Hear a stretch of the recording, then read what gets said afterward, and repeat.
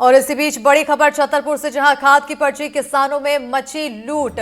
पर्ची लेने को लेकर किसानों में भगदड़, एक किसान के ऊपर गिरी दीवार, हादसे में किसान घायल हुआ, हॉस्पिटल में भर्ती कराया गया है। खाद के लिए लाइन में सुबह से ही किसान लगे हुए थे। तो इस वक्त की बड़ी जानकारी से आप सभी को रूबरू करा रहे हैं, जहां आपको बताते चले कि खाद की पर्ची बंटना शुरू हो चुकी थी, और लेकिन जो व्यवस्थाएं हैं वो बहुत कम की गई। बताया जा रहा है कि सिर्फ 3 विंडो बनाई गई है पर्ची बांटने के लिए, और ऐसे में जब ये पर्ची बटी तो उस दौरान लूट मच गई, और लूट मचने के चलते किसानों के बीच भगदड़ की स्थिति पैदा हो गई। और इसी भगदड़ के बीच एक किसान के ऊपर दीवार गिर गई, और इस पूरे हादसे में किसान घायल बताया गया है।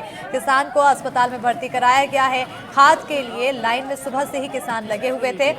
खबर छतरपुर से है, जहां इस वक्त किसान परेशान हैं। किसानों को फसलों की बोवनी करनी है, पर किसानों को खाद नहीं मिल पा रही। यहां पर खाद की पर्ची के लिए किसानों में लूट मच गई।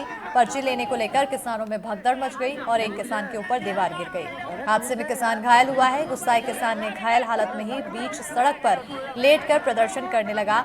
जानकारी लगते ही मौके पर तहसीलदार संदीप तिवारी पहुंचे, और घायल को जिला अस्पताल में इलाज के लिए भर्ती कराया गया।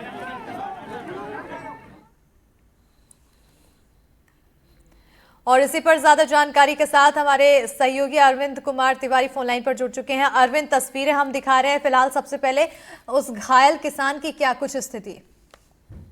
क्या हुआ था कि जैसे ही दोपहर में बहुत ज्यादा भीड़ हो गई थी, तो कुछ देर के लिए खाद को बंद कर दिया गया, और उसमें चलते हुए कि पर्ची बनाए गए कि हर किसान को एक एक पर्ची दी जाएगी, और उसके बाद में ये खाद का वितरण किया जाएगा।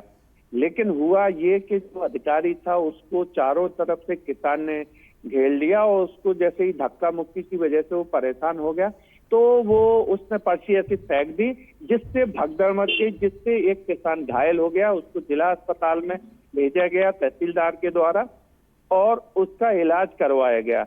और इसके बाद में फिर पर्चियों के आधार पे नहीं, फिर ऐसे ही खाद जो किसान लोग हैं उनको खाद की कमी बहुत ज्यादा है। इसकी वजह से कलेक्टर तत्काल मौके पर, एसपी कलेक्टर पहुंचे, और उन्होंने फिर लाइन से फिर किसानों को लगाया, और पुलिस लगा के, आप देख रहे होंगे कि पुलिस मौके पर पहुंची और लाइन से फिर खाद का वितरण शुरू किया गया। जी बिल्कुल, कहीं ना कहीं यहाँ पर सुबह से ही किसान लाइनों में लगे हैं, किसान परेशान है, भगदड़ की स्थिति यहाँ पर मच गई।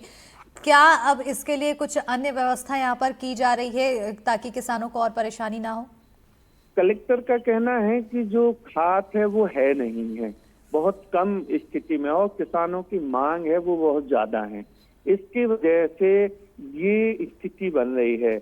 लेकिन हम आपको बता दें कि हर साल यही होता है कि जब किसानों की खाद की आवश्यकता होती है, तो सरकार हो या प्रशासन पहले से पूरी तरह से तैयारी नहीं करती है।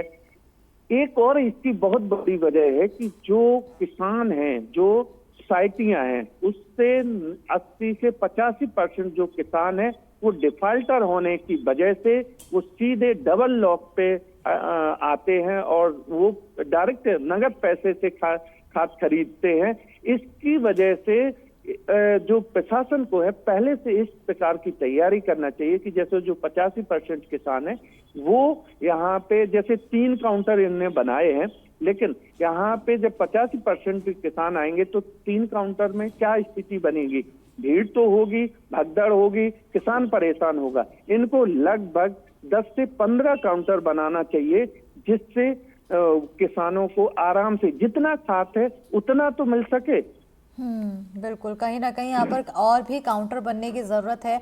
बहरहाल यहाँ स्थिति अब, क्योंकि अभी भी किसान क्या वहाँ पर मौजूद है, क्योंकि लाइनों में लगे रहते हैं, तो बताया जा रहा है कि बहुत सुबह आ जाते हैं, कुछ लोग रात से ही लाइन में लग जाते हैं। रात हो चुकी है, किसान अभी भी यहीं मौजूद है, भूखे प्यासे हैं। उनका कहना है कि हमें खेत के लिए खाद चाहिए, हम भले ही रात को यहीं रुकेंगे। लेकिन होता क्या है कि सुबह से फिर नए किसान आएंगे, उनको नए की पर्ची फिर से मिलेगी। लेकिन जो रात में किसान हैं, जो कमजोर हैं, जो महिलाएं हैं, उनको ये पर्ची नहीं मिल पाती है। ये दिक्कत है। तो एक इस तरीके से हो सकता है कि जो वृद्ध किसान है, 60 साल से ज्यादा का है, उनकी लाइन अलग लगे, महिलाओं की लाइन अलग लगे, हो ये रहा है कि एक सी लाइन सभी लग जाती है, चाहे उसमें वृद्ध हो, चाहे महिला हो, कोई भी हो, वो सभी एक ही लाइन में लगते हैं। इस वजह से खासतौर से सबसे ज्यादा विवाद हो रहे हैं।